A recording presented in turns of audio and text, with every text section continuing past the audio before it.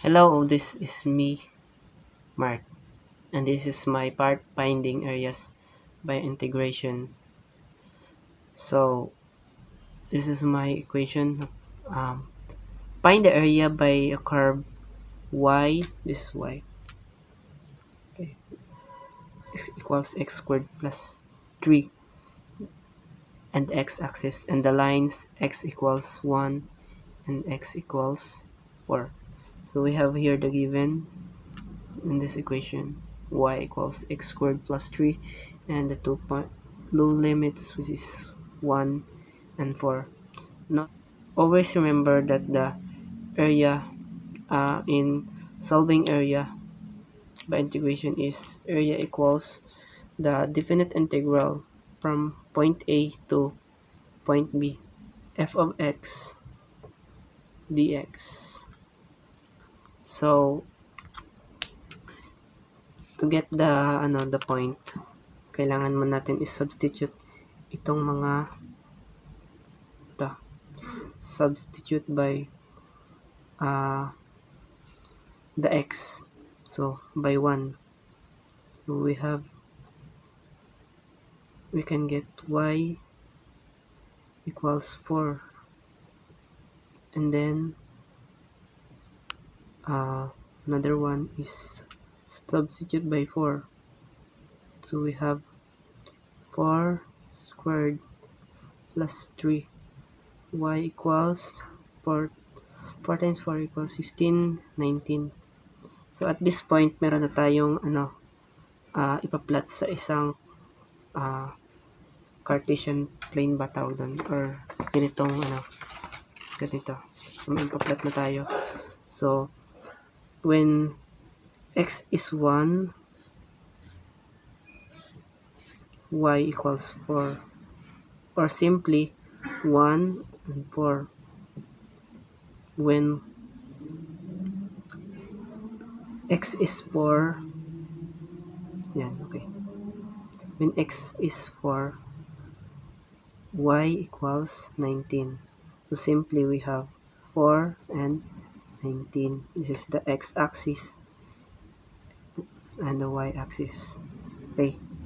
So try natin i-plot dito. Okay.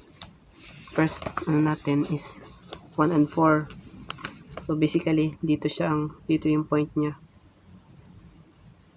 Okay, 1 and 4. Okay. Tama ba? Then we have 4 and 19. Okay.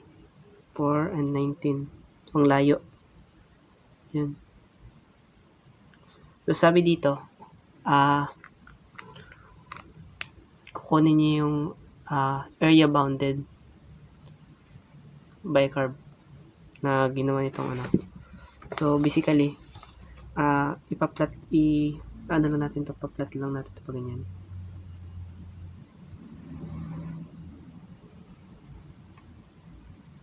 Ipapag-match natin yung dalawang point.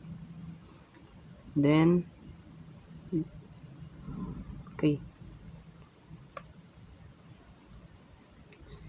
Using a dashed line, we can now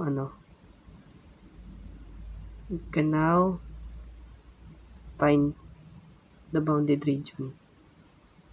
This is the bounded region here, wherein yung kung saan nagkaroon ng intersection between kung nyo, nagkaroon ng intersection dito sa dalawang point. So this is the bounded region. So x and y here, equation here.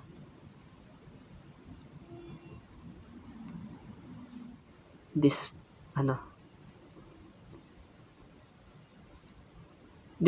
rectangular element called dA, wherein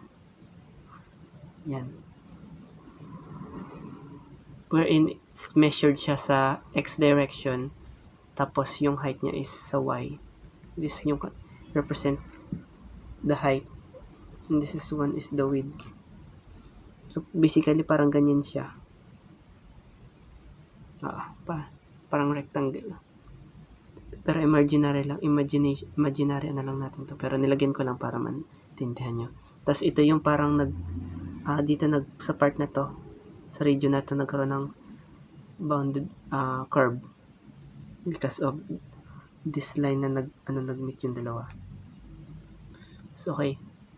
So, we can now say DA. And then, DE siya kasi, rectangular then element. Ito, yung rectangle. Then, DX. So, right now, na-plot na natin yung, yung pinaka, natin. So, ang estimated dapat natin is, dapat nasa 34 square units ang kailangan nating ma-reach or pinaka-quota. So, okay. Using integrate this equation, point A is 1, wherein this is also a limit. Point is 4. Then, yan. Ito. Ito natin yung nakuha. Then, copy this equation, x squared plus 3, because f of x,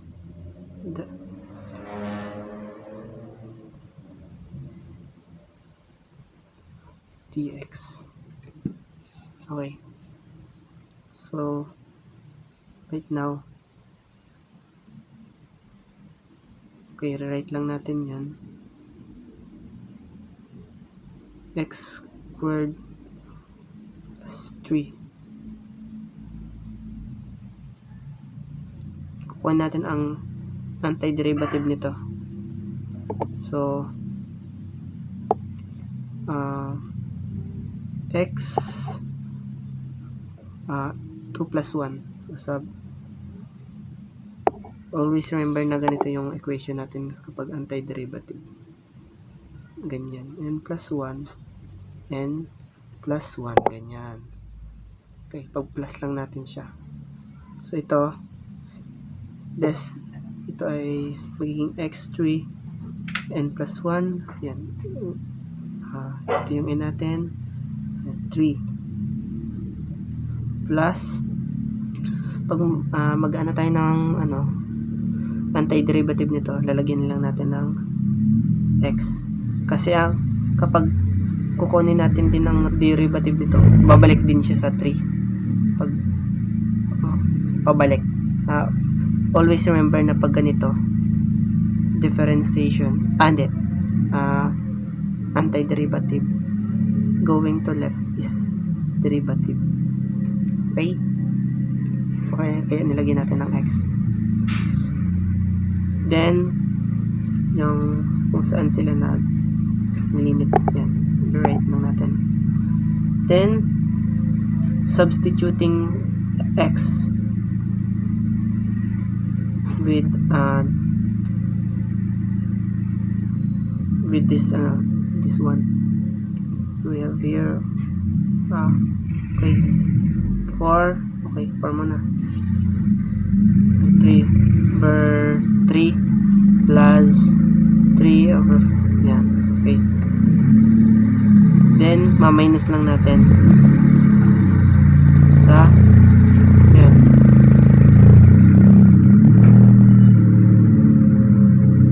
okay.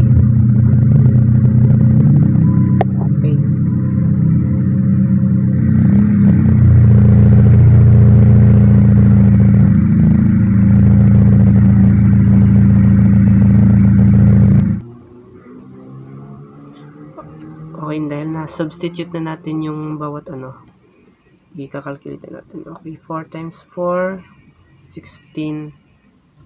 Okay. We have here 64. 64 divide 3 plus 12. Okay.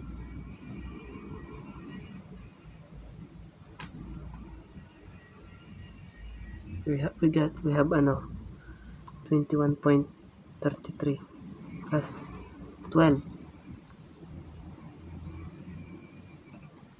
Okay, 21.33 12. Okay, we have 33.3. Okay, dito naman tayo sa part na to. Okay, 1 times 1 equals 1. Okay, 1 divided by 3 is 0.333 plus ito to 3. Okay, 3.3. Yan. Okay, ma-minus natin. So 33.3 minus 3.3, we can get 30 square units.